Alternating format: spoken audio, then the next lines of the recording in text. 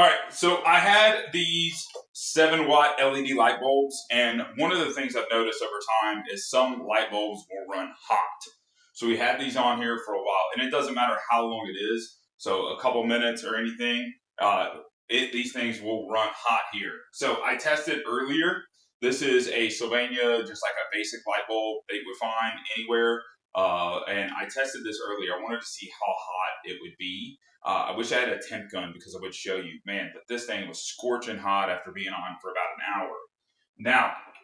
Now, I've got these other ones in, and we're going to cut it off. I got it on maximum light here. I've been running it that way, and I was just curious, like, are they going to be hot? So let's go ahead and cut it off and see what we are working with here. Now, so far, I don't feel any extra heat coming off of them. Maybe just a tad bit. Not feeling so hot at all. I do like how it has the housing here, and it gives you a good spot to be able to grab. So you're not grabbing like the whole entire light bulb with your hand and having to worry about twisting it.